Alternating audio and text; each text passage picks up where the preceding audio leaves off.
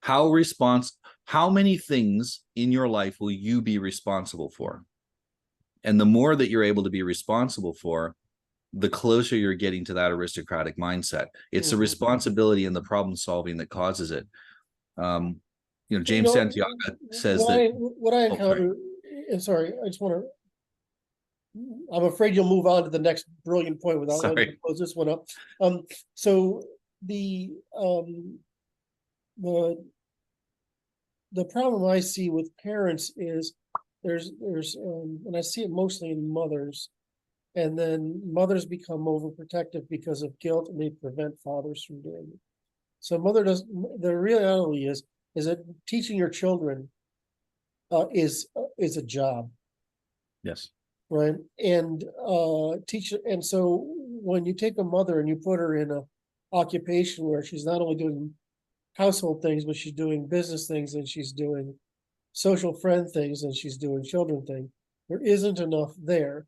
And so what you see is that they're not putting in the continuous effort to teach those kids. They're offshoring it, yet they're ending up with unhealthy kids because of it. And the second thing I notice is that there's a tendency in the mothers to feel guilt because they're not spending the time with the children. And then they because of the guilt, they're lax. And then worse, because of the guilt, they don't let their husbands discipline the children because they personalize it. And is there anything that can be done in that sequence at all? Because I see it. I mean, it's almost like endemic. I mean, it's pretty common problem. Yeah, the guilt part is a huge part of it, and the other is that for a lot of mothers, they're overburdened with things that don't matter, and they should be overburdened with children. Right. I know a woman has 10 kids, and she says to me, it wasn't any harder after 4, because she says at that point you got to start teaching kid 1 and 2 how to act in a mature, responsible way, because you just can't handle 10 infants essentially. So that you're going to have more kids. They need to grow up, and so you're right on that track from the beginning. How can I maximize this kid's potential to take care of himself and be self-sufficient? Montessori training does that on an educational or institutional level. And for a lot of women, I think what it is that they don't have enough children, so that they're forced into it. And most of the time, we don't make these kind of changes unless we have to. And so that the key is, how do we incentivize women to do it? Because it's not beyond their capacity. They're going to have to go and learn how to do it. But even to get them to incentivize them to do that, that's really the key. How do we incentivize them to do it? And as far as the part about not letting the fathers discipline the kids, I made it very clear to my wife when my son turned 7 that no, he's mine now. The littlest ones are yours. He's mine now. And if he needs discipline, you send him to me. I'm taking that burden away from you. The husbands, the fathers, we need to frame it differently. We're taking that burden away and that responsibility from you. And again, it's about taking responsibility that gets us where we want to go. And we have to take the responsibility for the son. I tell my son, if you want something, do not go ask your mother. You want or need something or permission, you come to me and ask me. So that he gets used to dealing with a man, rather than always get used to dealing with men. I always found it was just so interesting raising daughter versus son, right? This, at least my son in particular. I mean, they're both kind of on the spectrum a little bit, so they're not that complicated. But I always find it interesting how clear you can be with your son, right? How simple and clear, and it's fine. And I could never explain to my wife that the more you talk, the more he's going to ignore you, right? Because you just make it simple. My son would come back and say, explain this to me, right? Which is what you do, right? And I would just explain it. And he would eat this stuff up. But you can't just it's like nagging to men or women telling stories, right? After you start to have some self-awareness, which is around 7, it's fucking hurtful, all that noise, right? I mean, it's like she would tell my son, well, Christian, it's time for dinner. Why don't you get up and then you can come sit down. And I'd say, Chris, come here, sit. Right. Yeah. It's no, and it was like, oh, he just went along with it. My daughter was too easy, but the girls always have all this crap in their head. Well, Right? men communicate like we're on the battlefield. We always Yes. communicate like that. Unclear orders get people killed. So Exactly. I've tried to explain this to my wife, and it's hard for her. When she wants him to do something, she'll explain what she wants. And at the end, I'm not even sure what she wants. Yes. And he's sitting there like, and she's upset because he doesn't move towards resolving the thing that she wanted. And I'm like, what do you want him to do? You want him to stop doing that thing.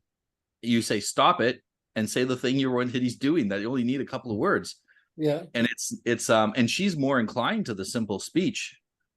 So for your average woman, they're too verbose in giving instructions to boys, and boys just want to know precisely what is expected of me. So can I riff off what you said a minute ago then? So as far as I can tell, and it's pretty easy to figure this out, really. It's just that we want it to be otherwise. Is that women's nervous systems are what they are, specifically so they can do that job of juggling 10 kids, right? Even if only 5 of them survive, juggling 10 kids, right? And achieving the kind of mindfulness that men have, right? Is when they have no longer got the ability to apply those emotions just to themselves. Instead, that emotion has to be over their children. And so I tend to think of it as, well, we say women can be dysfunctional and crazy and overly self-absorbed and whatever. But that's just because the energy hasn't got anywhere to go. Yeah. It's like when we're like 17, I'm sure you can remember this, right? We're like 17. Is that physical? That wants to come out, right? And if you don't put it out there, bad things happen because you start letting it out at the wrong times with too much intensity, right? Rather than, well, if I just play sports every day, I never have any of this fucking problems, right? Yeah. So I tend to say, well, nature did a pretty good job, and we're in a situation where I think the data I saw yesterday was only 40-something% of households have children now. Yeah. Right. So if you wonder why our society is falling apart, it's because society needs to be for children, not for individuals. And because what's the first unit of production? It's the family, right? I mean, humans are what we have to produce in order to keep production going. So, this whole collapse in relationships, collapse in marriage, collapse in relationships, collapse in marriage, and collapse in reproduction, and collapse in the family. These are all part of this hyper individualism, which is really, I'm going to get in trouble for this, just an expression of female hyperconsumption in the absence of children. They're directing their energies to something that they weren't designed for. Excuse me. I'm going to get in trouble with that. So didn't evolve for. Yeah, and you mentioned that the raising of humans is the primary production of society. And Luke Wellington's brought out that it's really the objective is to raise mothers and fathers. Correct. So it's not raise children, it's not raise even man and woman, it's to raise mothers and fathers. And even if those individuals do not have children, they need to produce something of value. So we've had some incredibly important European figures that didn't have kids, like Isaac Newton, but that doesn't mean we call him the father of physics because he did produce.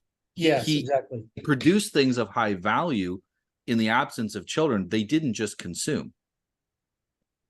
And that's the problem now is we're producing people who barely passed childhood and all they do is consume. They're not producing anything of lasting value. And even then we can have very few of those people that are producing stuff instead of children.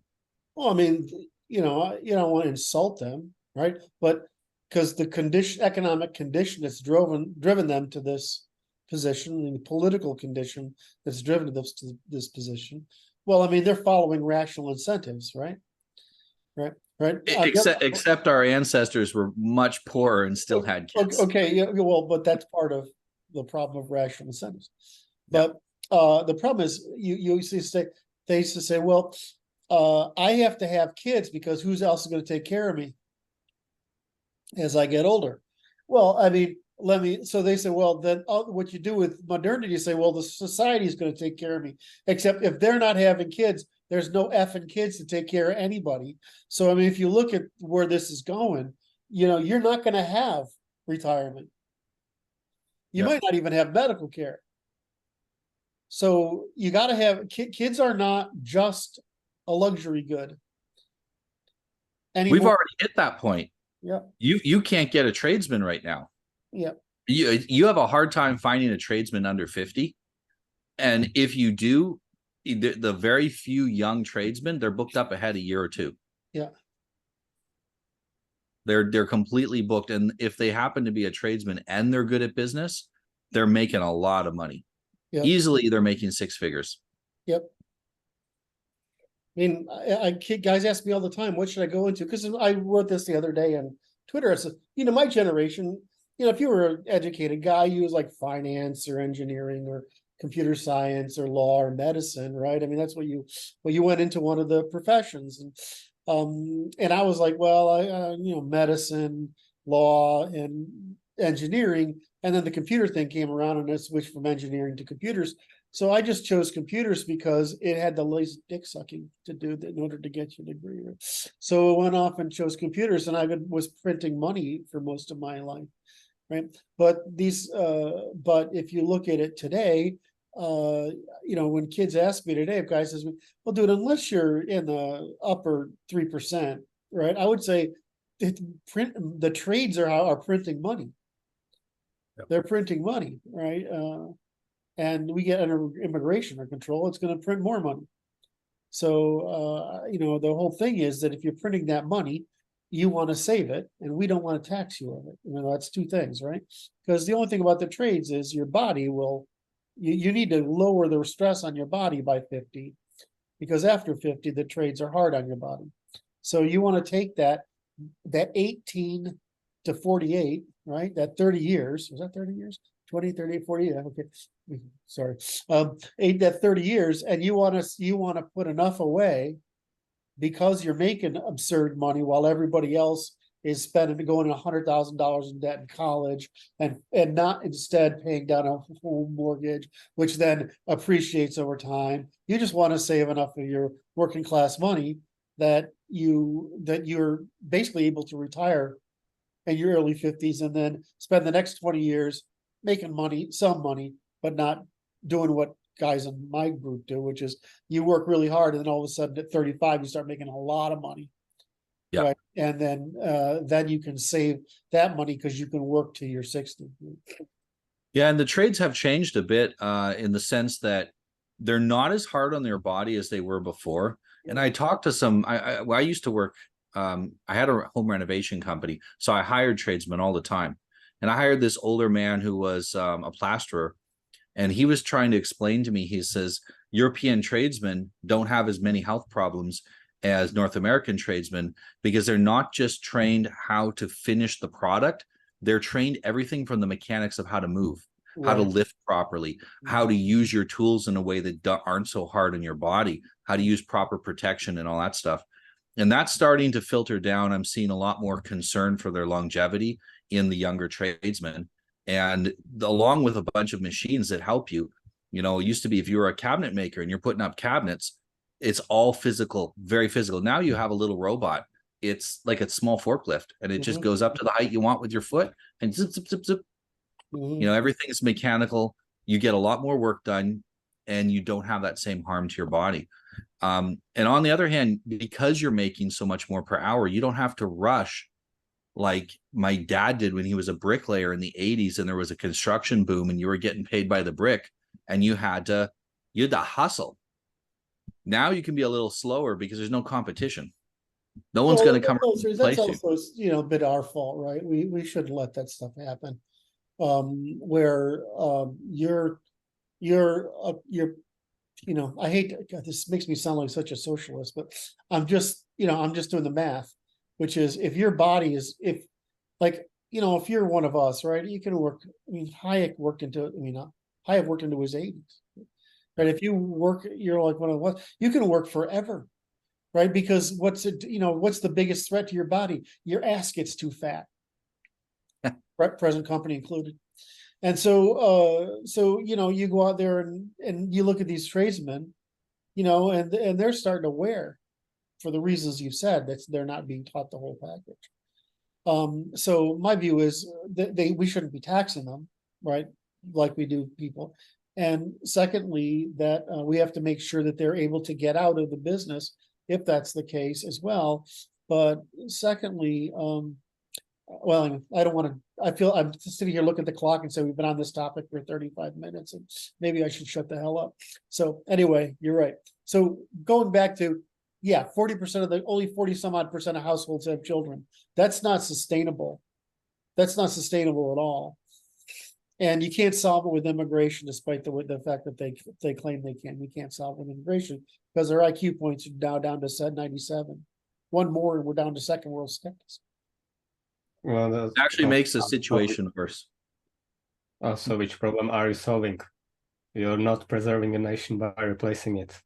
Yes. No matter what you do. Well, here's the other thing is that the young generation, my son's generation, is going to have to be very comfortable with letting the individuals who didn't have children suffer the natural consequences of that. Mm-hmm. And this is a big problem we've had in the West is we have not been comfortable with we've been too nice. And we've been nice instead of good. And we've tried to take away people's pain in ways which just cause it to fester and make it a worse situation later. Long-term consequences of what we're doing are terrible. And we're going to have to let people suffer. Let me just interject here. So, this is a problem with the way we've organized the theory of this country, which is this thing about individual rights, right? But there's no framework between above the individual rights, the organization of polity. And one of the questions we'll get to today is what's the 6 holes in the Constitution? But it doesn't enumerate these problems that these are, these rights are dependent upon them being used for these purposes. And so if you build this whole selfish, and then you get this consumerism, right? Because it's really playing to women. You get consumerism that's born out of the 1950s, and it's accelerating. And now you're getting all this hyper consumption. You get the pink tax and all this other nonsense. So the women are consuming 70% of government resources and 70% of income. And it's like, well, but if they're preserving that much and they're not having kids, then what the hell's, where's it going?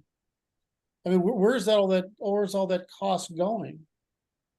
Women didn't used to be an expense for a man. Right. If you go back to the manorial period, a woman was an asset. Yeah. And if you pick the right woman, you get a good asset in your family builds in wealth. Nowadays, a woman's almost always a luxury item. Right. And so it's the same for her, though, in the past, because from her perspective, she's going to be stuck being a servant to her parents and have no kids. And without that, there's nobody to take care of her like she's taking care of her parents. So a woman's desire to get, which is you can see in all the literature, the novels and other crap, is I want to get married. Why? Because I want to be free. Yeah. Right. I want to make my own decisions. I want to have my own husband. I want to have my own kids. I want to run my own household, and I want to make my own goddamn decisions. Right. And so that was a way to get access to it. So,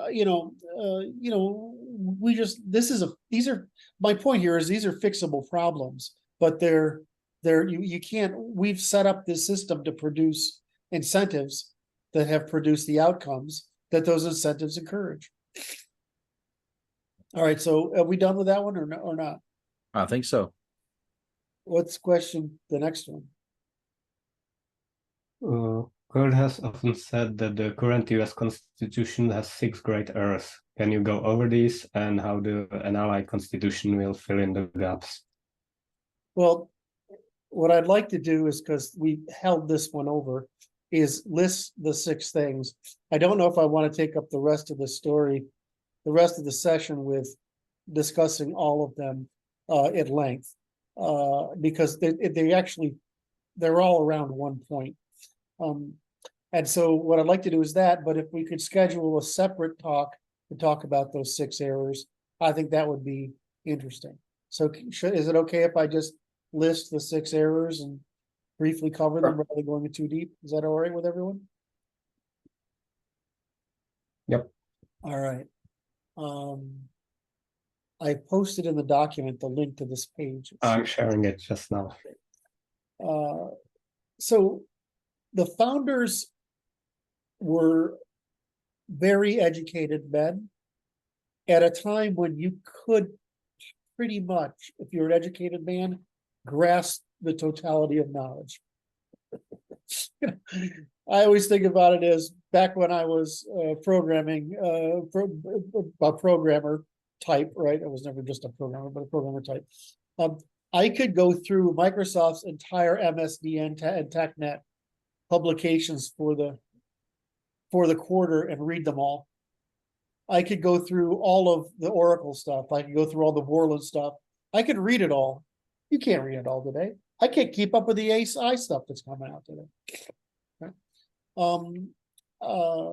So you can't keep up. You know, it's like, so they were in this period where they have a very syntopical understanding of the world, and there's a couple of things that have happened in their time frame. One is that they have their own crisis, which they understand is one of the trying to escape the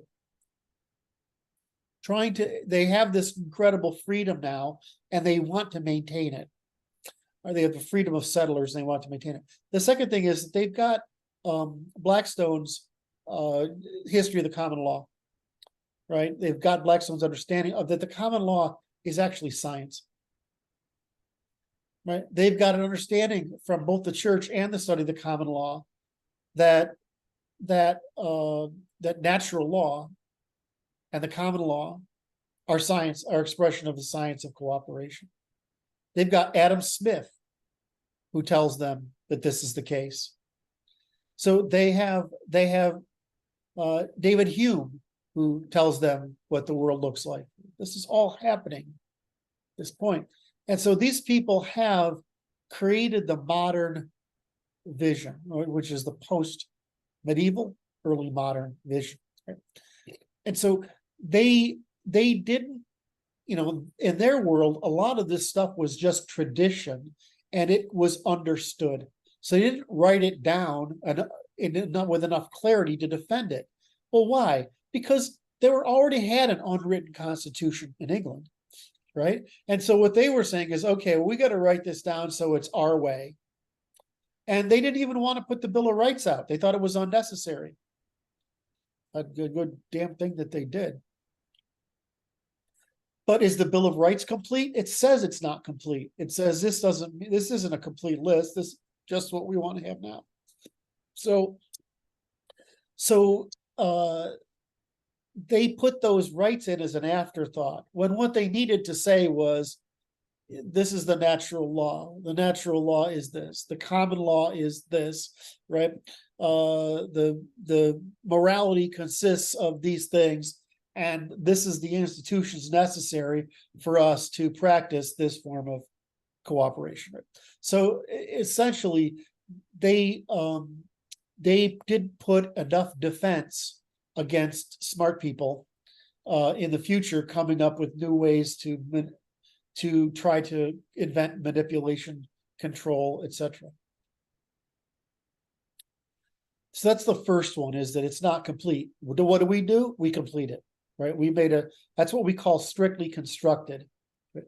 Which is different, right? Different from how strictly constructed is used in the literature, right? So we mean as formally constructed. Right?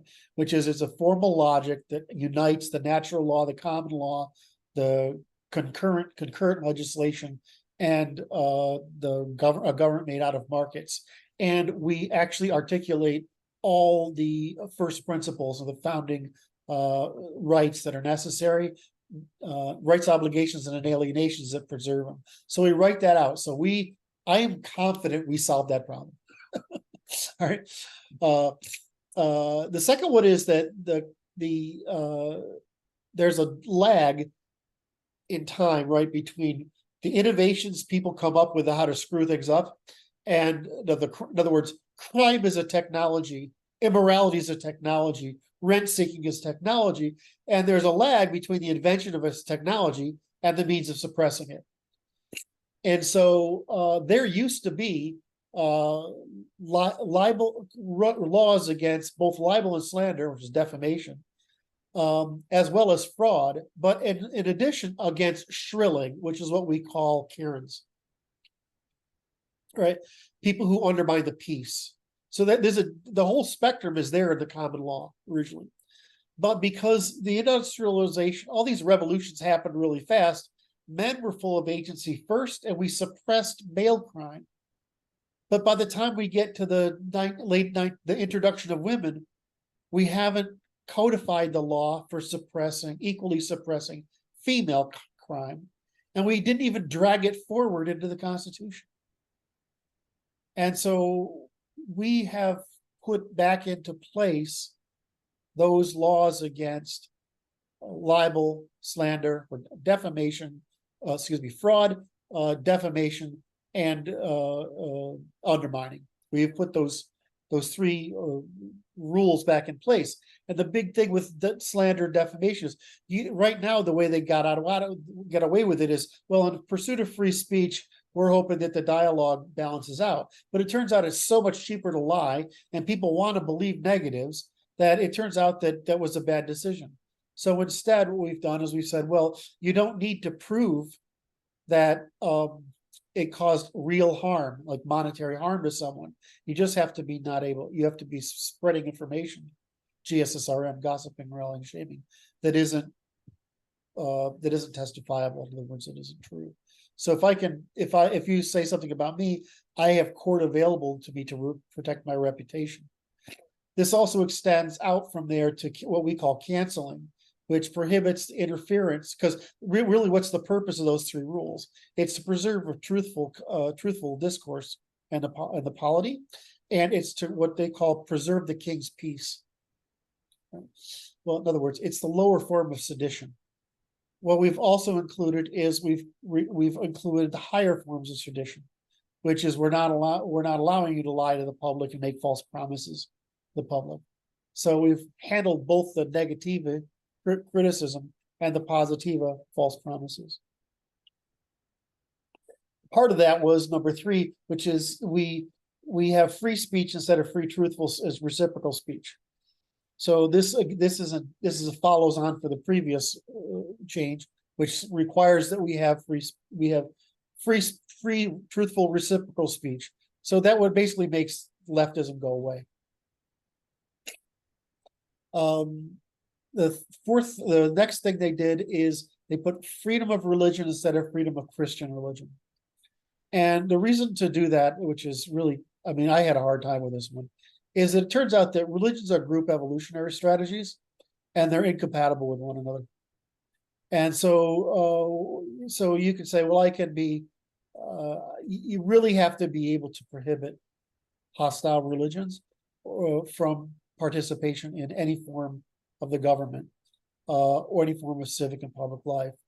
And so there's a difference between tolerating, right? So tolerating and allowing people to put up temples and churches and things like this and form social organizations, or in the case of Judaism and Islam, trying to introduce their version of law, of ethics into our law. Similar section, this is number 5, is that you can pass legislation without it passing judicial review. And I'm like, well, how the hell did that happen? Right? I mean, well, the reason that happened is that the parliament used to be a court instead of, in other words, it used to be a thing where you authorized expenditures, not where you started for them, right? The monarchy would pose expenditures, and the parliament would accept or veto them. But once we took the nobility out of power, the parliament became the government, not basically the cabinet, which was a fuck up, by the way.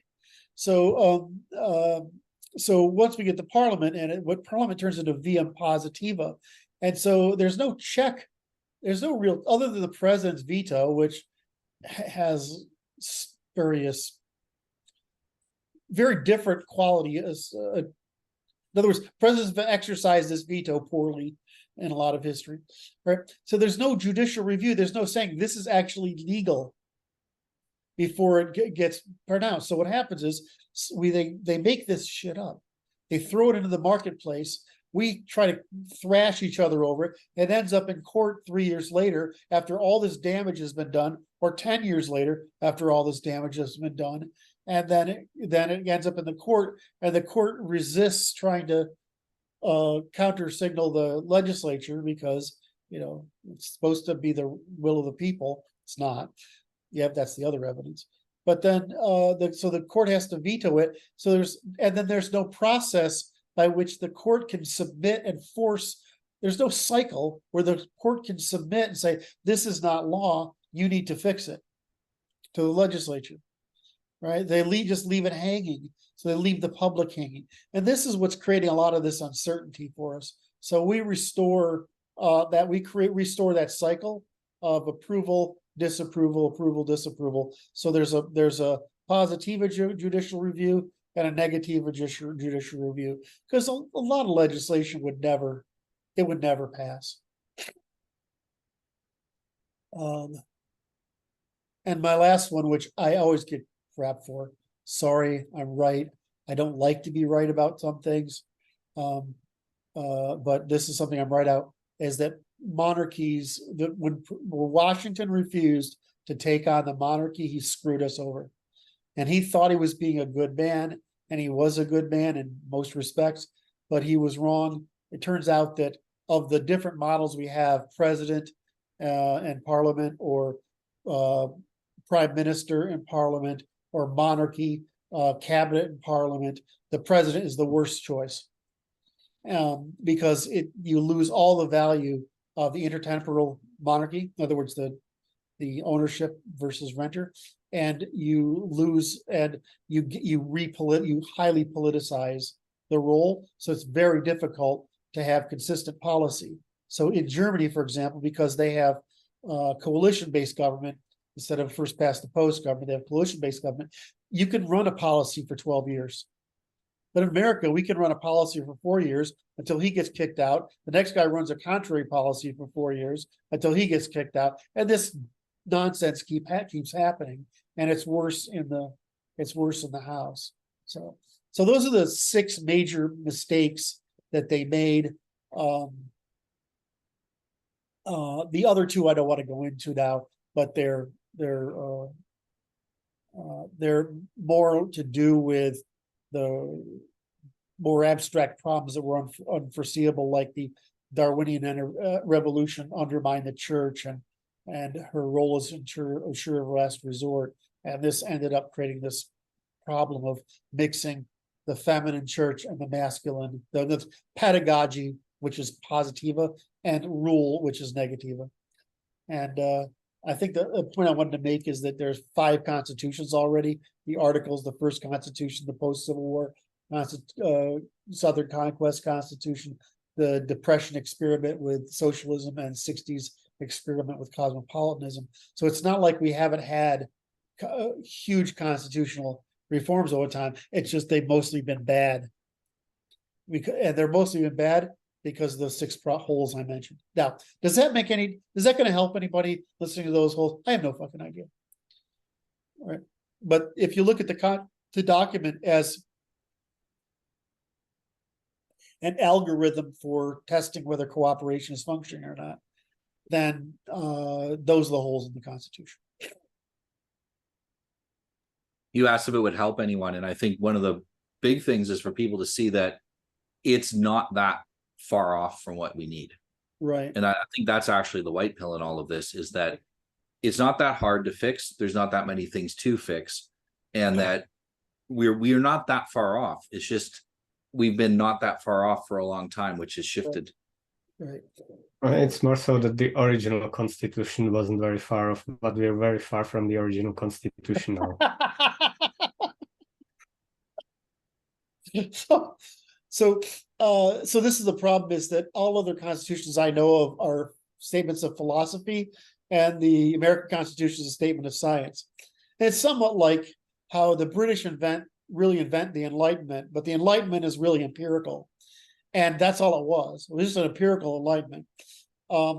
Was totally, but the French come along and they don't like the empirical enlightenment. So they bring about the French Revolution, and that is what spreads instead. Why? Because it isn't science. It's basically secular religion. So I don't know. I answer those questions. Noah brings up the correct response. Of course, Martin adds his sarcastic humors. We love often. There was no sarcasm. And no humor. Well, I found it humorous and sarcastic. It was just true. Sometimes truth is sarcastic. So anyway, the real answer is that, you know, people say we need a lot of constitutional change. We actually don't. We need a lot of constitutional clarification, and from it, we need a lot of policy change. It's not really that the Constitution is that far off. It's that there's no defense by the jurisprudence, by the legal system, against all this crap, this wokeness and etc. There's no defense against it. And partly we could forgive ourselves because we've just first we introduced the middle class, then we introduced the working class, and now we've introduced women, and now we've introduced aliens, basically non-Westerners, into this system. And we're asking the system who's insufficiently clear in juridical and legal terms to prevent the abuse of that system. It only started really falling apart, honestly. It fell apart really under Roosevelt, and it fell apart under the 1960s. But I mean, otherwise, if we hadn't had the immigration, if they hadn't fixed the 68 immigration pact, if we just maintain a European country, we would have no issues today, really. That this would never have happened, because there would never have been a coalition large enough to undermine the country. Anyway, so I hope I've answered that question. If you want more specifics on it, we've written all this stuff, but again, people ask these questions because reading it all is tedious, but it is all up there. Well, you have recorded an audio of this, I believe. Sorry? I believe that you've recorded an audio of this article. Yes, I did. Yeah, it's right here, actually. And it's on another channel too, if they look it up. The Choice, episode 21. Oh, yes, I'm sorry. Yeah, The Choice, episode 21, Correcting the Fails of the American Constitution and Our Germanic Origins, part 3. This goes on to show this Constitution, and then these errors of the Constitution, but the rest of the piece is to show how old these principles are. They're ancient, and I'm trying to make the point that Anglo civilization is just Germanic. It's West Germanic civilization. But what happened in the 1800s is that Britain became enraptured by what they'd learned from the Jews in banking. And England went divorced from Germanic culture. And it's interesting is that America is in the middle between the German and the English. It's actually sitting here in the middle, which is kind of interesting because we still have a lot of Germanic behavior here, even though we speak English. And that's because, of course, at the time of the Constitution was written, I mean, half the country was German. Okay, that's my point. Question number 2. How long did it take to answer that one? Yeah, another half hour. Oh, great. We can maybe do 2 more. Okay. The next 2 questions are actually from Eric. I think this is Eric that's present with us, so you can offer feedback. Question number 3. People often have questions about how this looks operationally, which is in practice, especially at scale. They can envision how it works at community level, but struggle with going further. To that end, it would be useful to see the NRI team working through how question would work. How NRI team works through the questions works. Let's suppose we have a federation with heavy farming. They make heavy use of pesticides, which degrade slowly and over time spread well outside the federation, perhaps nationally. This does pollute the commons and comes at a cost that neighboring federations would have to bear. how does this work within a natural law legal framework, especially if the other federations aren't willing to accept the situation? This is actually the most interesting and difficult question. This is one of yours, Eric. Yeah, it is. We'll F you, man. So, Is that the answer? huh? Is that the answer? No, it's just that it's the hard question of it's why international law ends up being natural law. It's because they're realistically we know what happens because we have this problem with pollution today.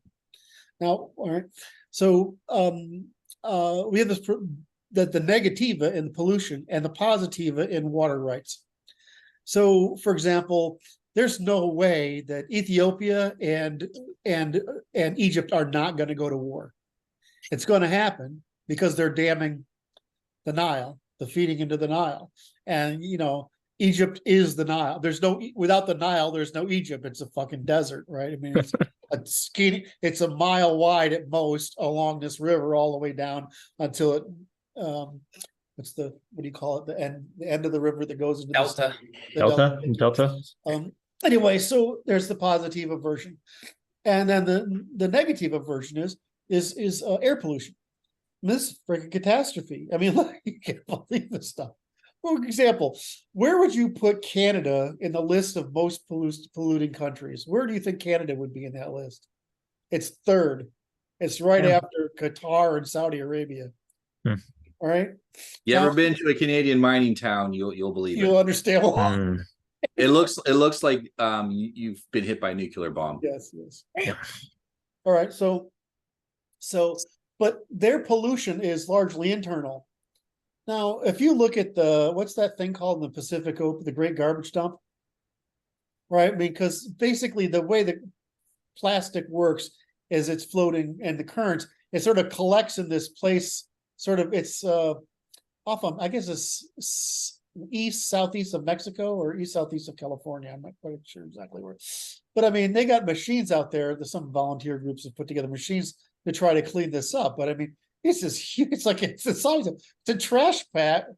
It's a trash dump, the floating trash dump, the size of fucking Texas, right? So the I'm trying to give 3 cogent examples. The next is air pollution that moves from China into like Japan, right? And then because China is the polluter, right? That's the one, right? That's the polluter. And the U.S. pollutes air because of various reasons, but I mean China's up there, right? Per capita, Canada's Qatar and Saudi Arabia and Canada are the worst. United States isn't far along, but we burn a lot of energy in general. It's not that we make a lot of waste product, if you know what the difference. So if you're inside China and you're polluting, what do you do about it? Well, they just pollute. Why? Because countries always pollute until they're wealthy enough to not pollute. All right, that's a normal finding of economists who are frustrated by it. But we realize that's how it's going to happen. But China's holy shit, is it bad over there? Yeah. So I mean, the water's ruined. For a place that has monsoons, the water's ruined. Weird. So the other one, which is the air pollution. Well, what are you going to do? We're not in a federation. There's no court between us. What are you going to do? What's the natural law say we're going to do? The natural law says that at some point you're going to find it in time. You're going to try to resolve it diplomatically. Then you're going to try to resolve it through sanctions. And then you're going to resolve it through war. So when we say the only thing NLI produces, our work produces, is why you're right to do that, right? And why you shouldn't pollute other people, because they'll eventually kill you, right? So it's just so you ask the hard question because it's a good question, because we can only tell you what's right, but there's no court to decide. So what do you do when there's no court? Escalate. You Yeah. escalate, What else are you gonna do? right? So all we're doing is saying, this is what people will do no matter what. So don't effing do it, right? And the second thing is it allows you to get a bunch of countries together in a coalition to say, look, we're all going to punish you if you don't. So go do it. And you'll just take the least cost effort. So what's the difference between the International Court of Force and the domestic under the natural law, which is the only law that can exist in the international system, and because there's no court, right? It's just laws of nature. And then within a court system, right? What's the difference? Well, there's no difference. It's just you're appealing to a court here, right? And you're appealing to an international court up here. The difference is that you're trying to preserve, and there's no difference in you're trying to preserve cooperation. Anyway, so I hope I answered. Eric, did I answer that correctly? Yeah, I think for the most part, maybe the only thing is just like, how would you assess like the costs of things like that are like difficult to measure, or you've got, because we've got the whole idea that you can't impose costs on people, right?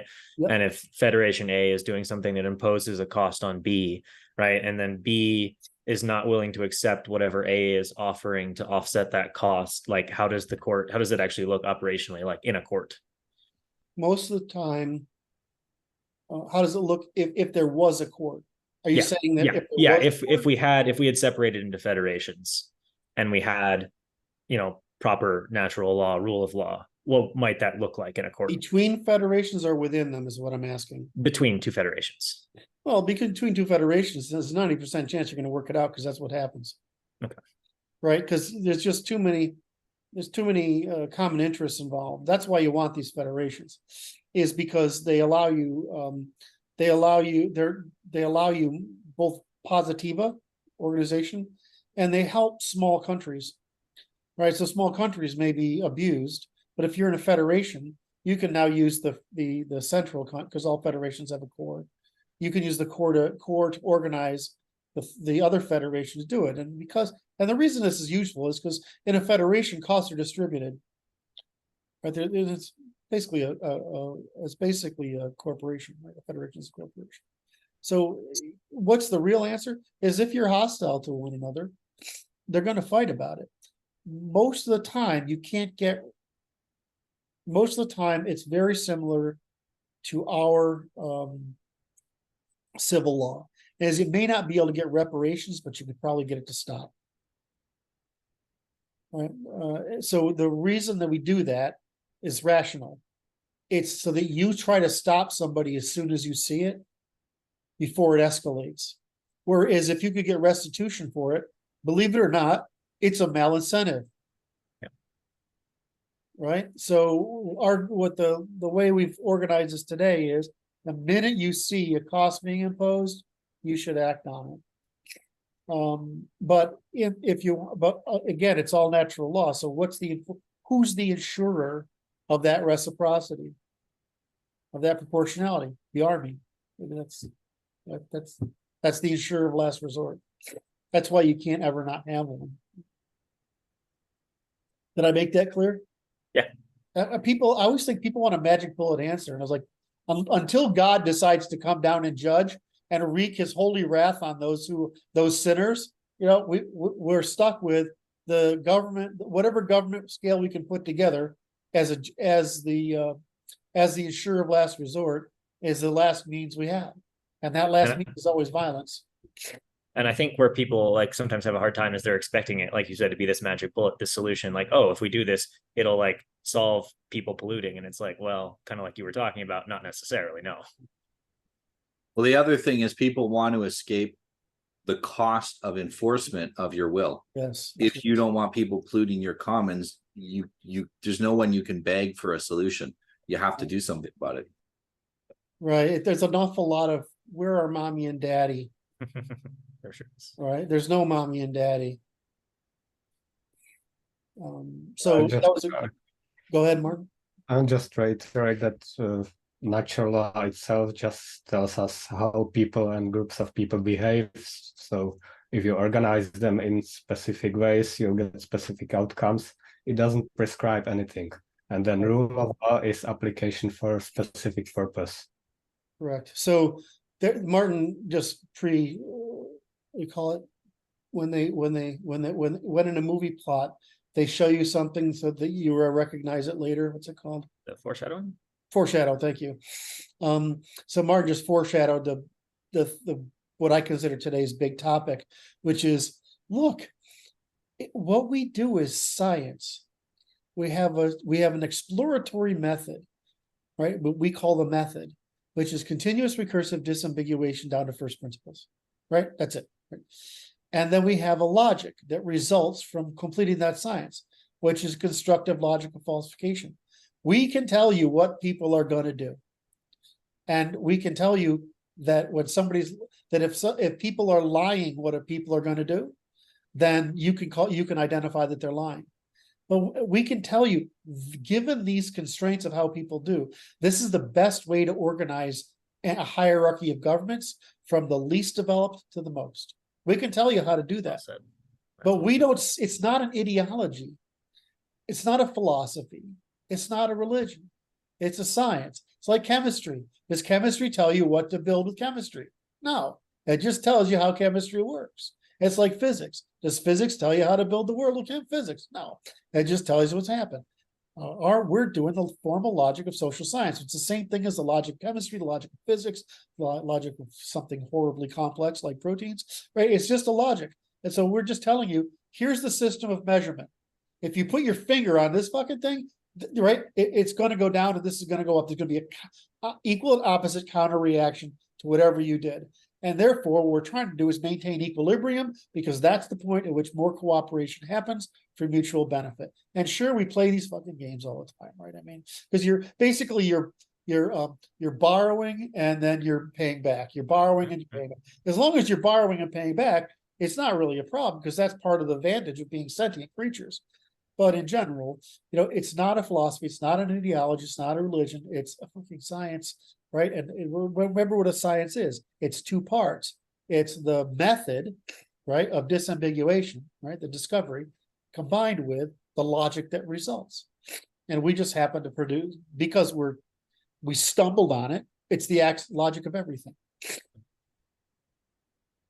So yeah, I think that you're right, Eric. Everybody wants us to say, here's the magic bullet for you, and it solves all problems. You're no longer responsible for maintaining all these commons and holding other people accountable and do this. It's all going to happen as mommy, daddy are taking care of you. There's no end to insurance. At some point, you're the guy with a gun, in a line with other guys with the guns, and that's how you're enforcing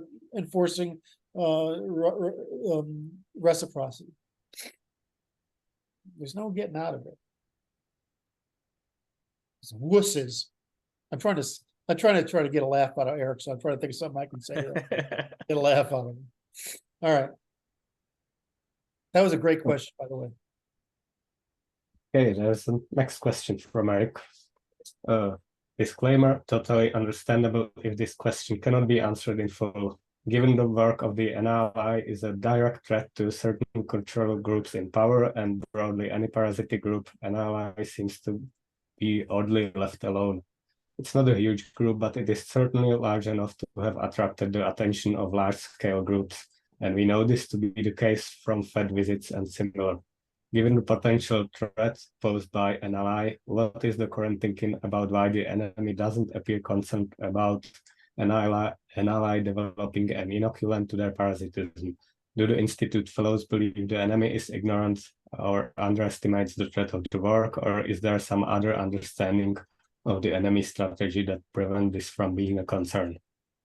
This is a brilliant question. That they misunderstand our willingness to bear the burden of responsibility for this place, because they don't take any. Well, for starters, let's point out that we recently found out that we're on an ADL list. So there's that.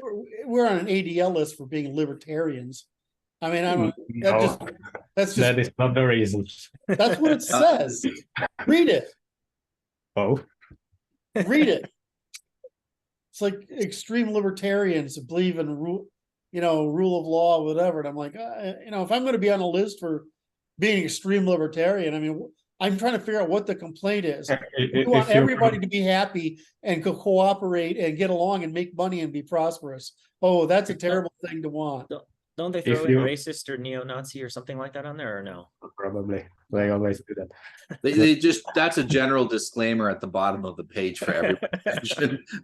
No, I've been accused of all kinds of crazy things, from human trafficking to being, someone accused me of being the most dangerous white supremacist in Europe, which is ridiculous. So, I mean, I'm here too. Yeah. But here's the, yeah, because you're in Europe too. I mean, come on, no, but the thing is that we're not actually doing anything that they can come after us for. Yeah. We're working within the law. And the very thing they complained about in a couple of the write-ups on me was we couldn't find any dirt on him. Yeah. We're clean.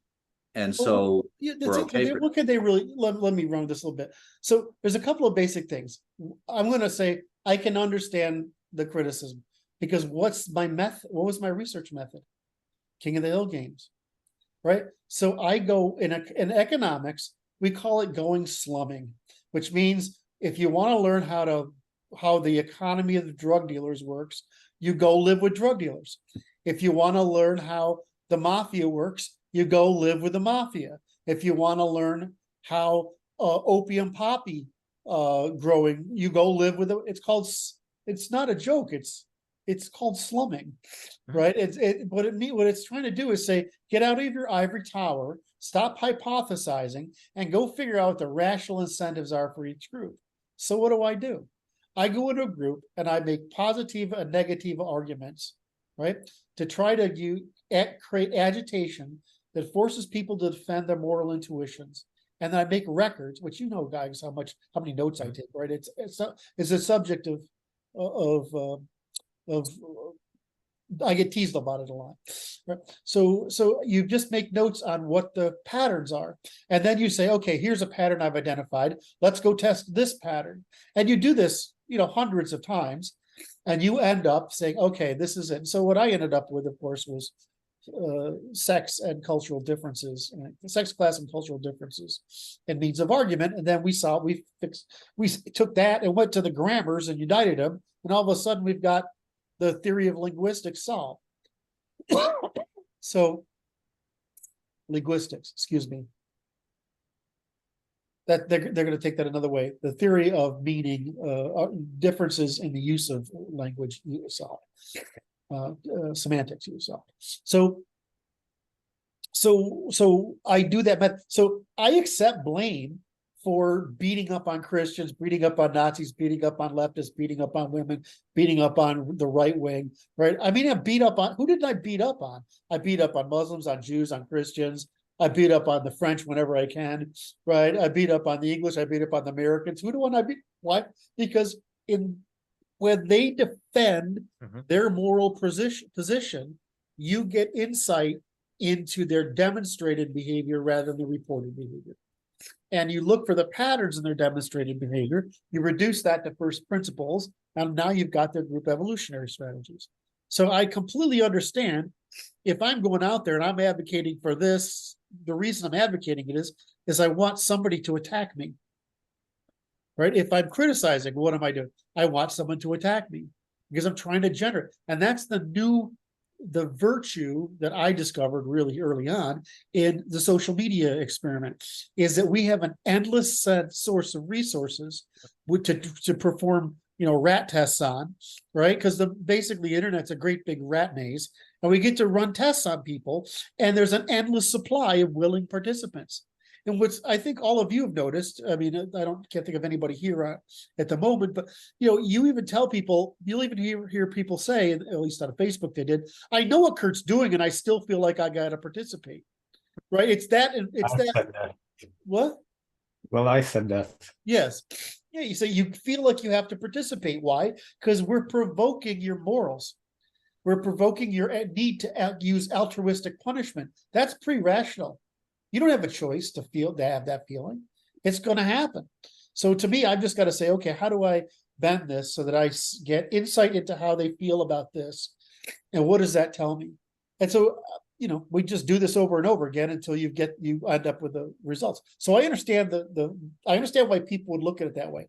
The flip side is, have they looked at what we're offering? Well, ADL probably has, and they don't like it. Well, okay. I don't think they have. It's impossible for, as you mentioned, certain groups to ever agree with what we're doing because it goes against their strategy. Sure. But on the other hand, that doesn't matter, because as bad as things are, we still are relatively in a rule of law situation, and we're following the law, so we're safe. Right. It's for example, Safe-ish. I'm really knowledgeable about what constitutes permissible speech, right? And there's a big difference in our law between conspiring to produce an event and talking about what would be good. I only talk about what would be good. And so that's really it. And people would, if we converted to an ideology or a philosophy, I mean, how much easier would it be for us to go to the extreme right and play For that? sure. It would be trivial easy for us, right? It would make money. It would get us clicks, right? But it's not. We're trying to solve the problem for everybody. Actually, it turns out the right's more right, but I mean, it's everybody's a little bit right, but in the age of confusion, everybody goes to their extreme. So we just tried to solve the hard problems. Those problems are a little bit in law, mostly so that we can get people to stop lying, and then the rest are in policy. And we covered the most important one, which is the redirection of the purpose of the polity to the production of generations instead of individual consumption. Even despite that, the economic interest in us is to get everybody to consume to the point where we've bankrupted everything, including the genetic capital of the country. And I guess some of the angle too is like, I think 2 weeks ago we were talking and you were talking a little bit about community, and you, if I understood correctly, you said even something the size of like, if people got together and organized something, even at the scale of like a village, that you felt like they would begin to disrupt that pretty aggressively. And I guess the question is, why not to the organization in general? Like, if they see the threat, why aren't they trying to disrupt the organization in whatever manner possible? Oh, great. I forgot to answer that question. Thank you. So there's two things. Specifically because if you look at what we answer, that's why I'm so rigid on decorum. It's neutral. We just write the science. I mean, so what and so the thing about that is it educates, but it doesn't agitate. And so what they're looking for is the world they live in. They're living in a world of agitprop. Right? If they actually attack us openly, it will make us powerful. And so there's no point in attacking somebody who isn't playing their game. It's in their interest to get and use all that, because those people are all attention seeking. All of our positions are anti-fragile. Yes. We welcome adversarialism, so test us. I mean, I guess one of the things which is going to come up later is that everybody in our organization has a bit of a different specialty. And then we have a different generational view too, which is why I get beat up a lot, because I'm older than you guys. So I lived in a more privileged time, and I'm carrying that bias with me. Right? You had to make me aware of it, but I wasn't aware of it. Right? So, and I have a class bias, right? I have a certain class bias, so I'm carrying that with me. You guys made me aware of that. But there's a value in the fact that we don't all agree. I mean, I have this thing of like, look, if you fucking agree with me, I'm not learning anything. I can't. I learned through. I mean, Martin's full-time job is to poke holes in me. It seems, which seems to be he seems to be very good at that profession. And painfully for me. But anyway. Well, you could ask the same question the other way. Why did Western civilization not resist the parasites? Because this parasite strategy attacked the weaknesses of Western civilization. Why are the parasites not resisting us? Because our strategy attacks the weaknesses of the parasites. Right. We have found the strategy that prevents them from active resistance or But makes they- active resistance in our favor. Yeah, okay, that might explain it. Because I guess Go ahead. the former question I would have answered by saying primarily cloaking, right? Using the verbal things, we didn't recognize what they were doing, and so we didn't bother to resist. They sound like they're moral, and they're not. They hide behind plausible deniability. I'd say here's how they will come after us. The minute we start filing suits, they're going to come after us. So that's why I said I don't want to do too much until our ducks are in a row. The minute we start filing suits, because that's their game, right? They're willing to fight lawfare, right? So the minute we organize people to file suits, and the thing about suits is they become, it's basically a publication game. You file a suit and it goes into the public record and it sits there and it's an argument. And it's not the same. It's like you could publish in a magazine, but publishing a suit it seems kind of odd, but it's more legitimate than publishing in a magazine. So that's when they're going to come after us. And what they're going to do is try to dig up all that stuff. So we have to have a fairly unified voice of, look, this is our research method. We beat up on everybody. You're saying that we beat up on you or you or you or you, but we beat up on everybody equally. You just care about the fact that part of our research investigated you. So so the question is, are you lying like we say you're lying? What are they going to do? We're saying you lie like this. This is your deceit technique, right? Are we wrong? Prove us wrong. Well, you are. They're going to keep attacking us. But are we wrong? We just stay with the truth. Truth is enough. But you can't fall into, which we are all vulnerable to. You can't fall into their game, which is emotion. They never call you a liar. Huh? It's a saying. They call you all sorts of stuff, but they never call you a liar. Yeah. So that's what's going to happen. That's why I want to be pretty solid before we go. And Eric, those are great questions, by the way. So next one. Yeah. Okay, we'll ask, modern physiology vindicates Darwin's dream. Could Curt comment on the idea that you can reflexively influence your phenotype in a Lamarckian way through use or disuse? Is this what he means by saying that culture or domestication is more important in selection than mutation? I looked over the study, I breezed over it, and it didn't seem very good. I think it's an easy question. It's two questions. First is, is there evidence that we can modify the expression of our genotype? Absolutely. Look at it. There's basically a switch that turns on a section and off a section, right? And then there's the code within each section. So, and it's not like it's like how do I say this? Genes play symphonies. They don't play chopsticks, right? There's a lot going on at any one time. So it's more like what combination of things is going on. So we can change what's active and what's inactive, and that can be transmitted. And so that is largely, there's also multiple copies of some genes, right? So you can turn off more or less of them.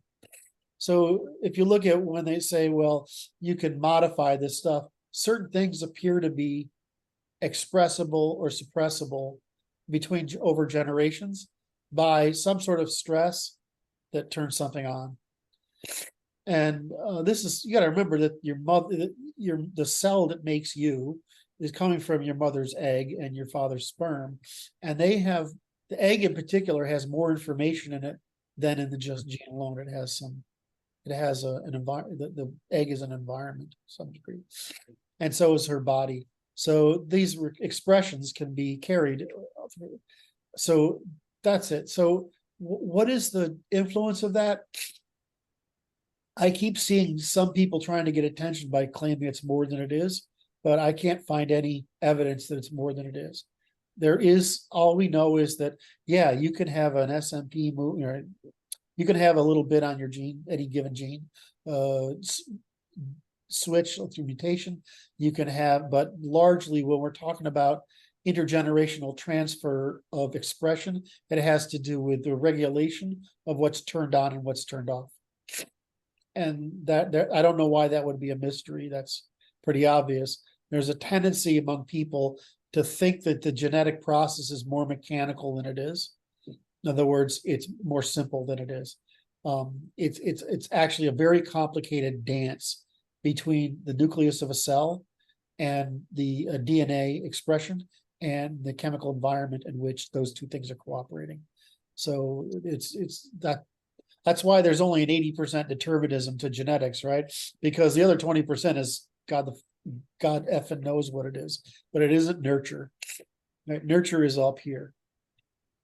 Well, I think you were talking about epigenetics, and for that I'd suggest an article on Razib Khan's Substack. You can take it with you, which debunks the usual notions people have about it. Yes. Yes, some simple organisms use it to inherit into next generation, but this is practically non-existent in complex organisms like us. So there's pretty much a reset in next generation. Correct. The main function of epigenetics is that different cells in your body, in different parts of your body, do different things. Yes. Thank you. So was I not rigid enough? In other words, was that clear enough? Okay, I think we covered Martin it. was clear. I was trying to correct the thinking, and Martin said it more clearly. The second answer is what does he mean by culture domestication is more important in selection than mutation? It means that mutations exist, right? But it's who screws who and has who many kids is way more influential than those things, because most of the time, mutations get filtered out. Yeah, and most of them are on genes that don't do anything. Don't do anything. The rest, most that do anything are negative and get filtered out, and then there are the very rare positive ones. Yes. So very rare positive ones survive. Most of the ones we see that survive have to do with a single thing, and that's neotenic expression.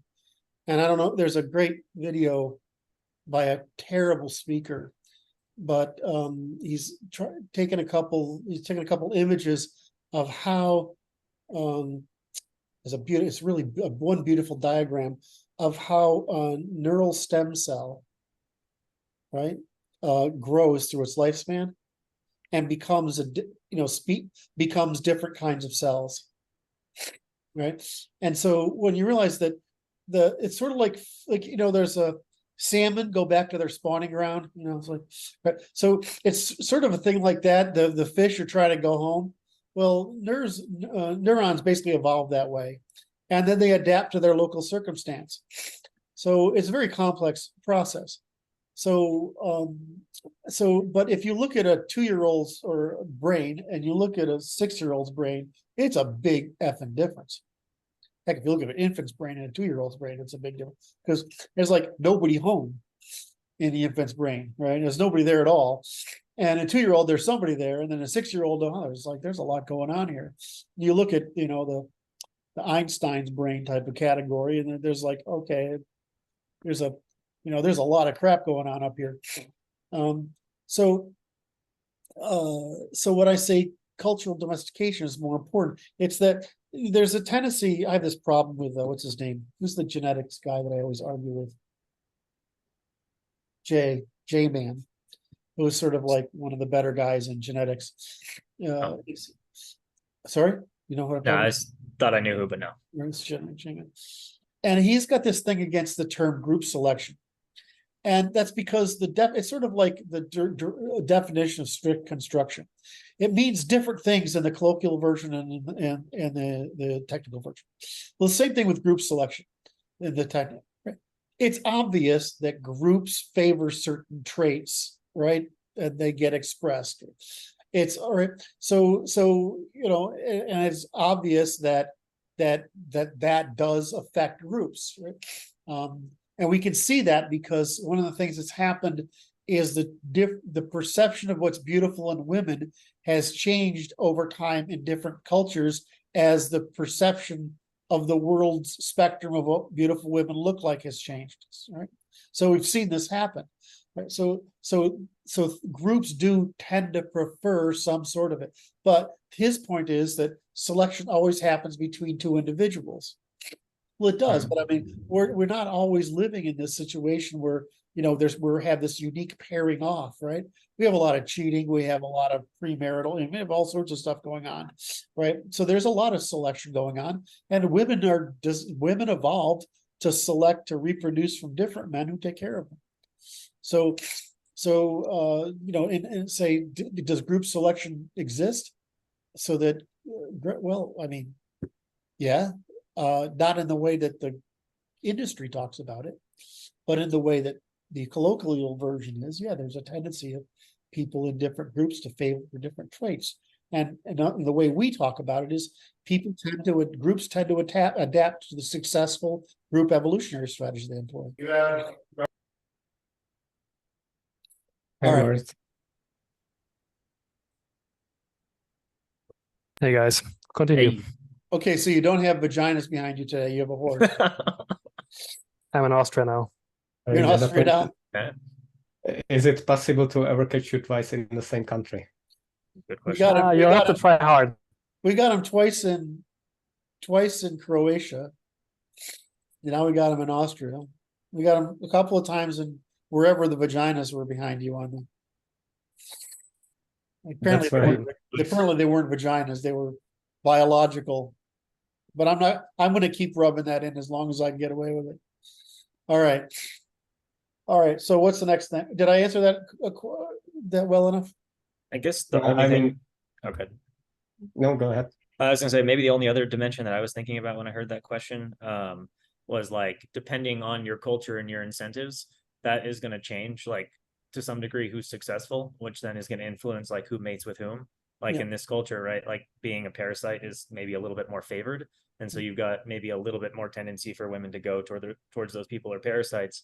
Whereas if that's being completely restricted, right, then who's rising to the top? More of your reciprocal people. And that's maybe shifting a little bit who's mating with whom. Yes.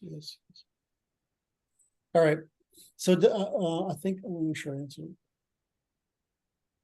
I don't know. There's something in Will who asked this question.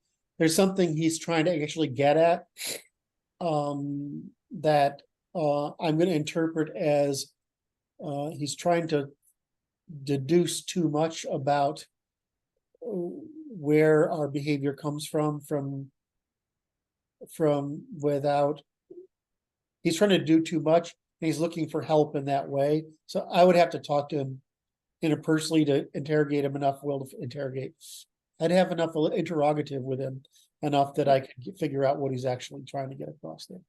All right. I don't know which will it is because we now have multiple wills in the community. Wow. Okay, next question. I guess so. Another one from Ernesto. Does the NLI Constitution address the issue of disincentivizing the rise of special interests and explicitly outlaw rent-seeking? Furthermore, how are those interests incentivized to redistribute those opportunity costs for production of the commons? So me and Curt already prepared some answers. I like to say that under our system, you could still seek rents, you just won't find them. As for special interests, all of us technically have some special interests. The problem is imposing on a populace that doesn't share them and didn't vote for them. we solve this by concurrent democracy, where separate interest groups actually have to agree on anything that affects them all through houses of government. Plus, there's no imposition on states on the federal level beyond strategic necessities. Furthermore, if the special interests in question are outright hostile to Americans or whoever we're talking about, the special interest groups need to be deported and never to be allowed back. Yeah, that wasn't very subtle, that last one, Martin. So that's Martin's saying the positiva. In the positiva, it's very hard to enact a rent seeking under our law. I was going to take the other one, which is I was going to say the courts, is that we have during the civil rights era. So you got to think of it this way: we had the common law government, and then the rise of managerial government. Managerial government happened around the turn of the century, right? It was sponsored by the influence the communists had, how rapidly they could industrialize because of it. And they're partly because of what we learned by going and fighting in Germany in World War I and learning how exceptional German bureaucracy government was. And before that, once we knew that, we went and looked back and looked at Prussian government, which is a fucking art form. So really, and the reason I think we took the wrong lesson from that, in that the whole point of the Prussian one is that it was you had to go into the military and then become competent and work your way up. It was not a clerisy. And so it was the bureaucracy was very German, very dutiful, very common good. And that's part of German mentality, which I find so fucking wonderful. So we brought that back, and it didn't work here. It didn't work here because America is set up to develop clientelism, which you still see if a party takes over the government, they go and replace the heads of all the bureaucracies, right? Clientele, and who do they put in charge? Political favorites, right? So America's had a very hard time escaping clientelism. Somebody else argued with me yesterday, someone would say, well, why did men vote for Wilson? Well, at the time, we're trying to get rid of Tammany Hall and all the other crap with Democratic corruption. So somebody who was actually educated, was from a skilled class and had actually a plan, seemed very good, but still he was elected with 48% of the vote, meaning that 52% of the men didn't vote for him. In other words, it was a field of 4 candidates, and he was elected like Clinton was because there were other candidates that diluted the votes that he could be elected. So when you come into the post-war era, where we built the managerial state, then the military industrial complex, at which point Eisenhower hires my great uncle or whatever he was to go through and say, how bad is military industrial complex thing? He's like, it's pretty bad, but we can fix it. So then we roll into the 60s, and what's happened is the combination of the Vietnam War, Eastern European post-war Jewish immigration, and their activism in the sciences captured the academy because the academy switched from loyalty to credentials. And so you could get people into the academy who were not part of the managerial, exactly nobility or upper classes. And so what happened is we proletarianized and partly foreignized our academy in the 1950s, which is what happens which comes to fruition with the anti-war movement, the feminist movement, the civil rights movement, and the successful attempt at overthrowing our immigration policies. So, I mean, small things in large numbers have vast consequences. That change in our policy, which the academy did that because I'm sorry, I skipped a step. The academy changed this credentialist issue because technology during the Second World War had become such a competitive advantage that we wanted to produce the largest number of engineers. We didn't get them though. What we got was these freaking activists. And so since that time in the 60s, activists have been in control of our government, not loyalists. Is that a cat's tail that just went in front of the camera? No, it's a fly, and I'm muting myself trying to get rid of it, and it's not.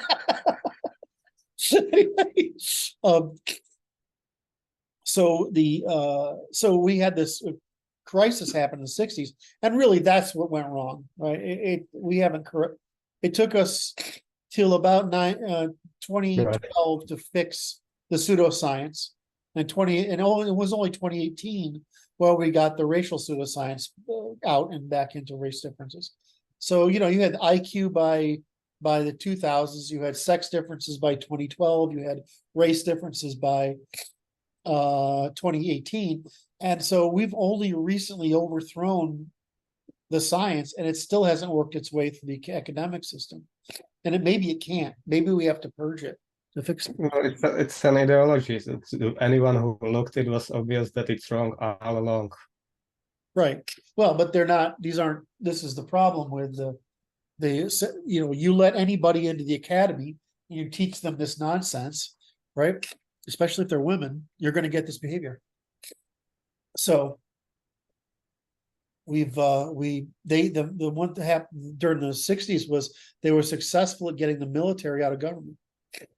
And so once you lost the military, you lost the loyalty in the academy, bringing people into government, and then you lost the military out. Now you've got a purely credentialed class that's purely parasitic. So I mean, what's happened here isn't novel. It's not like we're discovering this at all. This is fairly well recognized issue, but there's too much influence to keep feminizing and hyper consuming the polity. Anyway, I forgot the topic that we were talking about. I'll read the question again. Does the NLI Constitution address the issue of disincentivizing the rise of special interest and explicitly of power seeking? Furthermore, how do these interests, are these incentives to redistribute? So Martin said the positive, I've said the negative. So what we've done is we've produced the law with enough precision. Okay, thanks Noah for participating. Love you, brother. Have a great day. Is that we produced the law with enough precision so that instead of this extremely difficult class action lawsuit thing, which came about in the 60s, right? Because that's when it came about.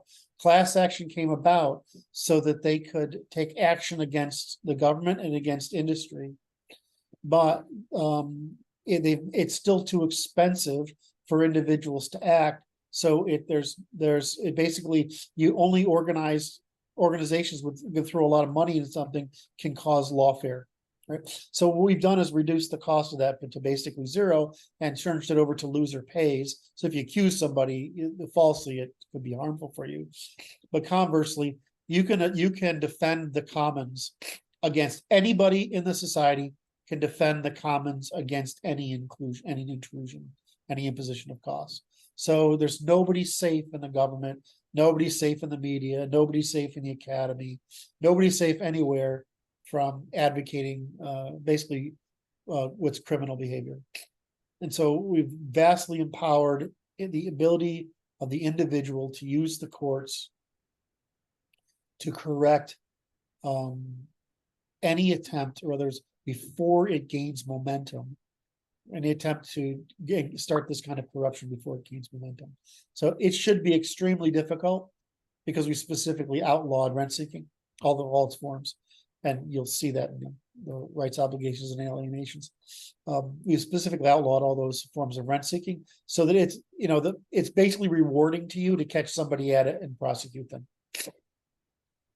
And I think that'll work fine, right? I mean, we've restored accountability. One of the examples is we all have about the mortgage crisis, right? But what if you had made every single person from the admin who prepares the papers up to the owner of the company liable for misrepresentation, in financialization? Well, I mean, they'd be a hell of a lot more careful about what they're doing. Well, it's the same thing. It's like holding people accountable for a chain of evidence. It's the same thing. So we've just vastly increased the power of the individual to use the courts to police the system instead of believing the system can police itself because it can't.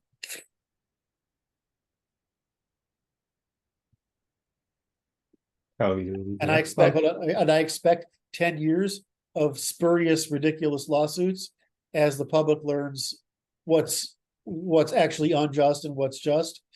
What's necessary, what's unnecessary. So. That's it. All right. Next question is again from Ernesto. Does the NLI Constitution enumerate the common law conceptual system into a disambiguated legal / logical framework, thereby outlawing positive law? Would this eliminate the Supreme Court position as the legislators from the bench? I say we go to extreme detail on disambiguation. I don't let Curt get away with assuming any term is understood. No, he doesn't. It has to be explained. I mean, I would think so. Some things that we've talked about for years that they'd be sorted out. No, like we've delved deep into reciprocity and had to start defining a lot of things that were assumed. He doesn't let me get away with anything. I gotta be. He will shoot a hole in it. And that's the one thing that's funny is that I don't want. It's people who don't shoot holes in you don't teach you anything. I tease Martin that his job, that it feels like his job is to ruin my effing day, but it's actually glorious. Well, those are not incompatible, are they? No. To ruin your day and make your week. Positive law in the sense of policy is still possible, but as a trait, not as an imposition. That means any positive law has to survive the test of negative, which is natural law. Correct. Hey, Francis.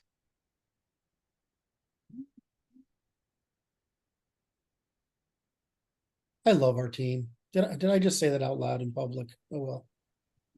I love our people. I think you often do.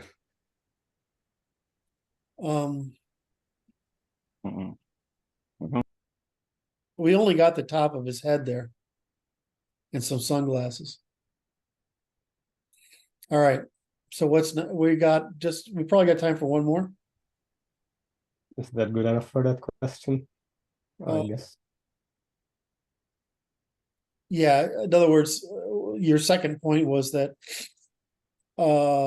it's if you see the detail we've done on legitimacy of the law, it's very hard to circumvent that. I'm sure there's someday there's somebody will invent a way to try to manipulate it, but you can't put a law out there that violates natural law. It's just not able to be done. Will there people try? Of course. Now, here's a trick.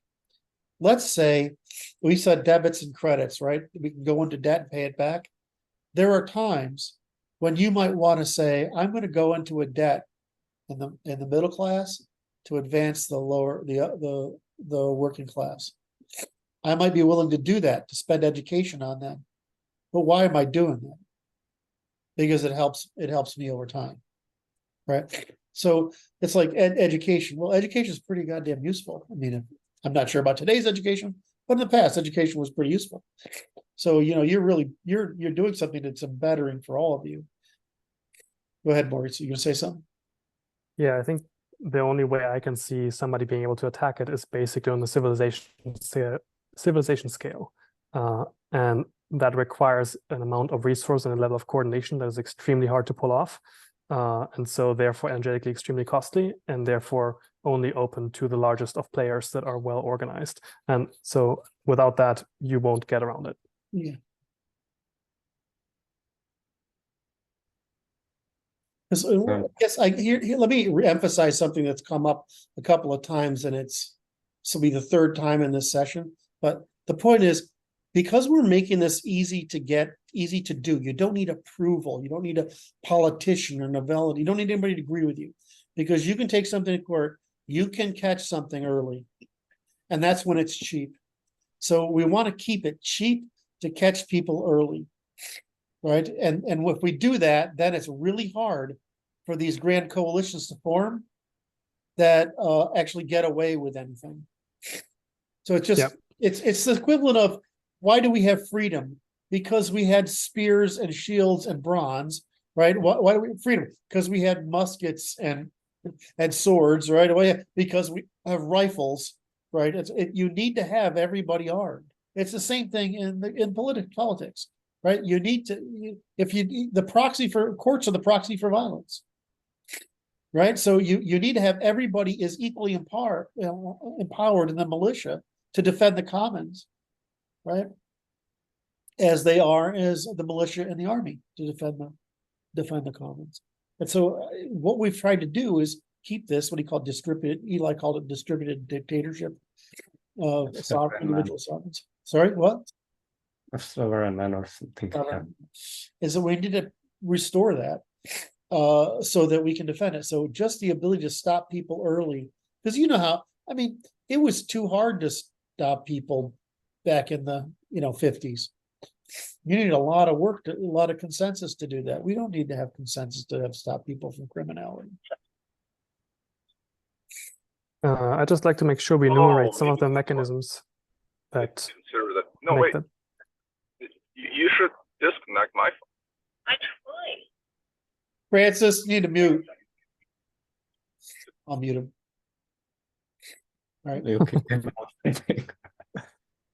I just Go ahead. I just want to make sure we enumerate some of the mechanisms by which that is actually possible, by which the defense is possible in the legal realm. So one of them is the ability to point to, for example, the purposes of a law as a thing that the law is no longer serving, and therefore coordinate around that purpose and the conditions by which it expires or is no longer actually apt to what the original purpose was. Another thing is what liability, right? Basically, people have an incentive to keep themselves apprised of the actions of their peers, their superiors, and their others below them, so as to maintain their ability to judge whether what they're participating and contributing to stays on the straight and narrow, if you will, with respect to legal liability. What other mechanisms are there?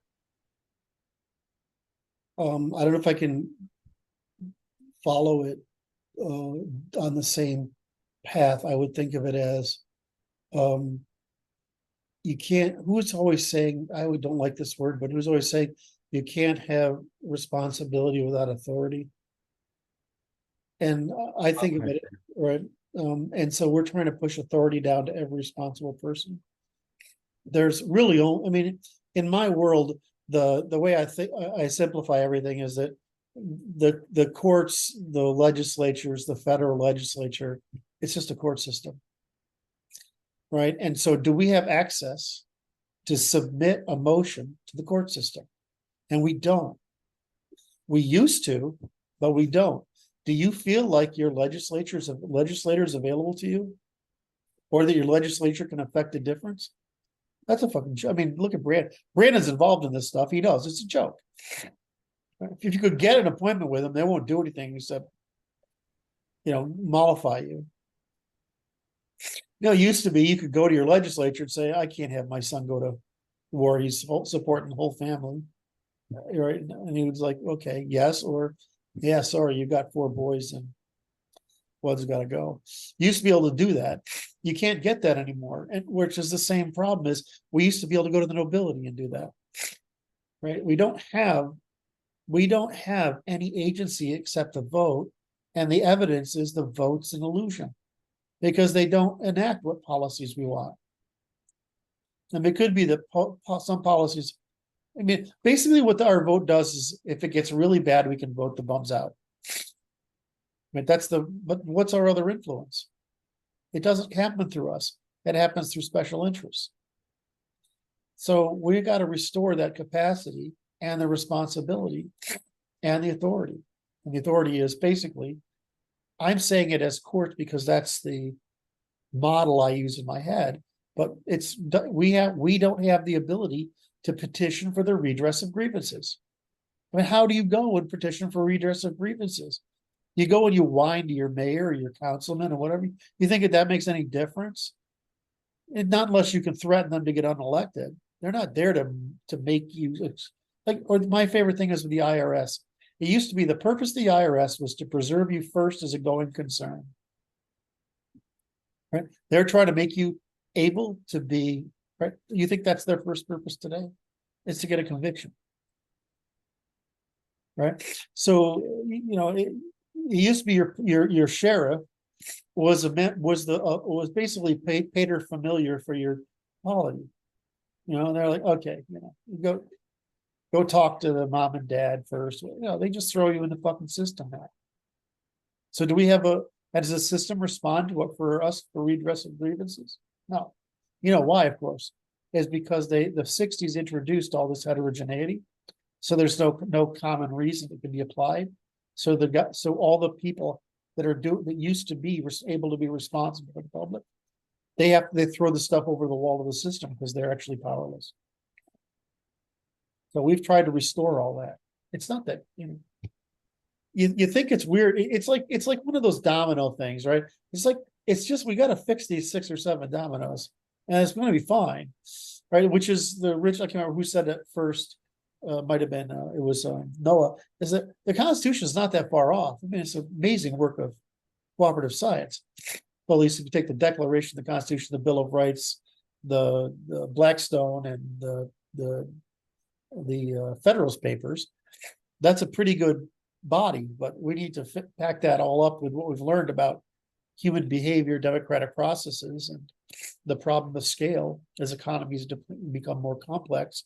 And then we've got to handle the introduction of the lower classes, women, and aliens.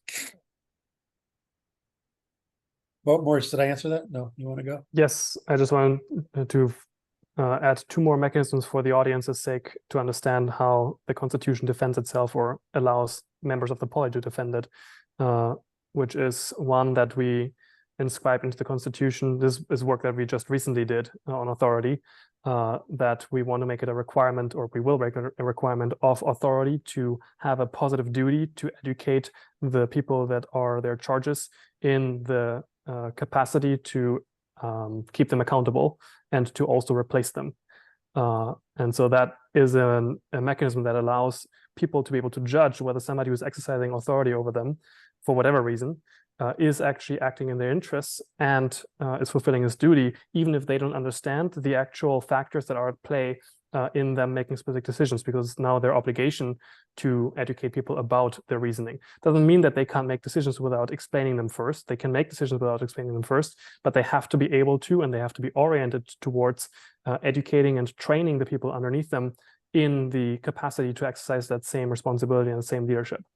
And so that is a thing that people can point to, even if they don't understand the subject matter or the way that somebody's making decisions, because they can say, you're not taking active steps to help us understand what the factors are at play. You're not taking active steps to have us be trained in the capacity to do your job. Therefore, you are delinquent in your duty to make sure that in your absence or in your falling astray from the path, if you will, that we can exercise that same responsibility. And so I think this is extremely important, because you want to preserve the capacity of people in positions of authority to act entrepreneurially without having to account for everything they do to the people that are their charges. You have to have the ability for them to make decisions somewhat arbitrarily or without being able to linguistically explain them in the moment that they're making them, and to have the freedom to do so. But you also have to maintain the ability of people below them to judge whether these people are doing their job. And the only way you can marry those 2 things together, to my knowledge at the moment, is to make it a part of their duty to educate continuously the people underneath them in the capacity. We see this, you see this very distinctly. I've spent a lot of time in courtrooms.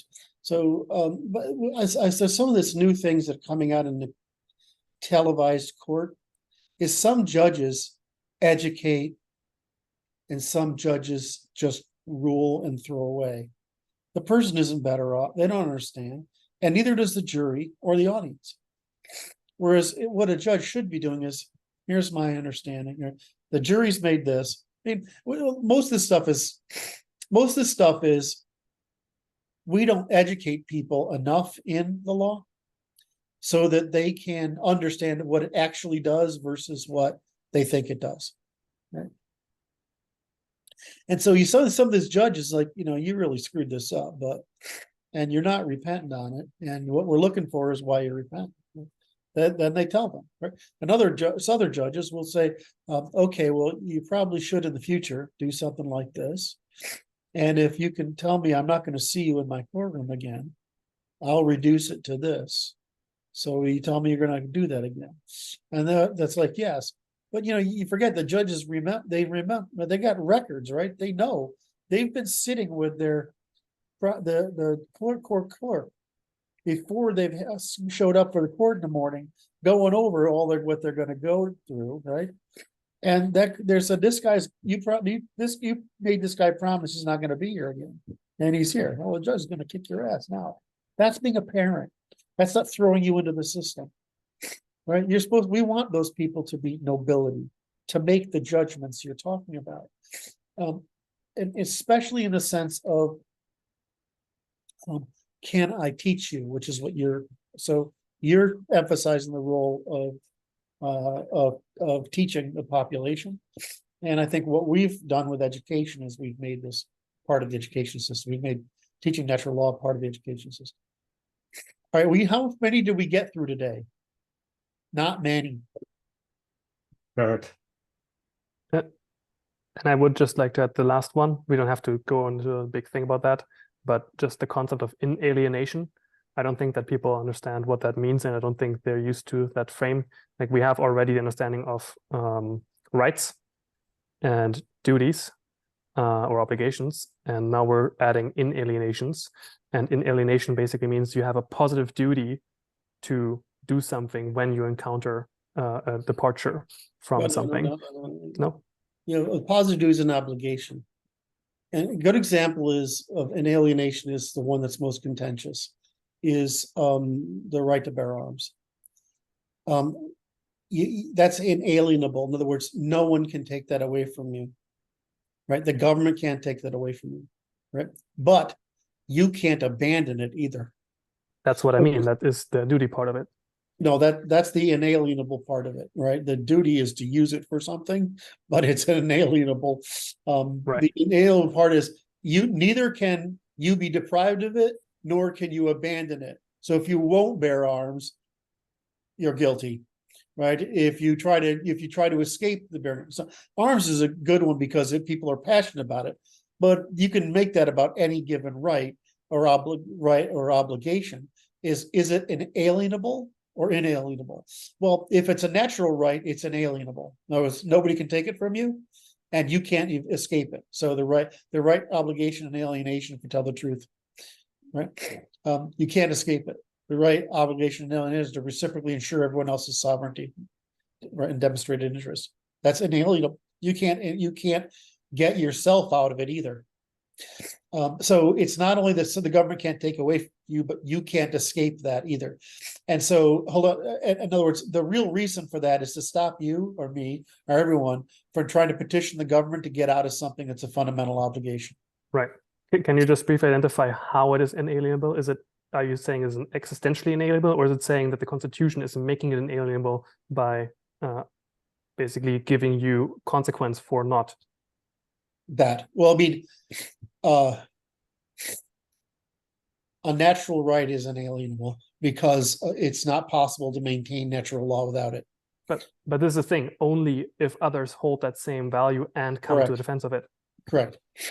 Yeah, but then the obligation part of it is inalienable. I don't understand that statement. Yeah, if you must bear arms, that's an obligation. That's what you're not allowed to alienate from yourself. Right, yes. But from yourself. Okay, so what you're saying is, well, Curt, just describe it as this way. No one can deprive you of the right, and you may not deprive yourself of the obligation. Is that the way? Okay, that would make sense. Right, and I'm just adding that this requires other members to themselves also be oriented this way and to value that, or to be otherwise forced to enact that. Right. So, Lon, let's talk about the difference between a right and a preference. Right. So most legislation is not about rights; it's about a preference, a privilege. No, about privilege. Yeah. Right. So are privileges inalienable? No.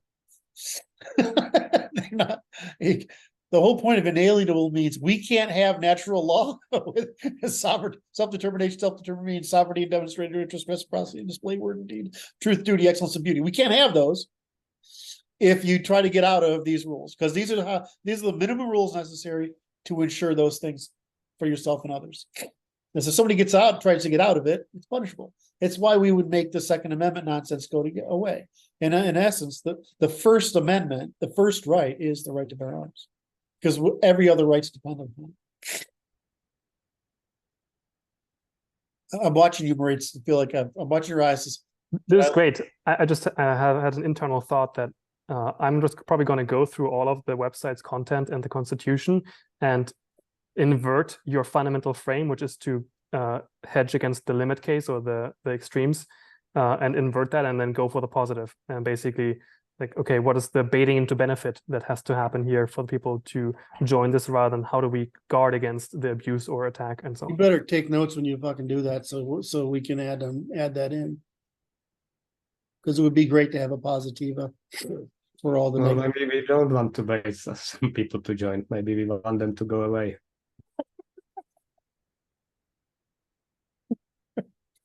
All right, that, by the way, I want to tell you, Moritz, that was a very smart thing to say. Thank you.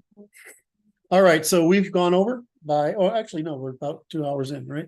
All right. So, are we ready to close up? Yes. Anybody else? No. So did everybody think that was a good meeting? Yeah. It was, again, there's double the questions still remaining than we've managed to answer. Right. There are way more. There's like 13 or 14 questions left. I think we may have to eventually start doing this weekly. All right. Yes. All right. I love you guys. Thanks for the audience. It was been Saturday, August 26th. This is the Natural Law Institute. Thank you everyone for putting together. Thanks for Martin for hosting. I'm glad Eric and Morgan and Brandon you could show. Thanks for Noah for being our guest and contributing his wisdom as usual. Who did I forget here that's gone? Francis, of course, is touring the world, trying out there doing business. So he's not there today to keep us on task. And who else was here? Who else showed up that I missed? Anyway, thanks for the whole institute and the whole team, whether you participate or not. I thought Brad was going to be here, but I haven't seen Brad. So we'll talk to you at next office hours. When will we? How does this thing go live? It shows up, right? It shows up at YouTube. And it shows up as planned for the time. Okay. All right. Love you guys. Have a great day. Yeah.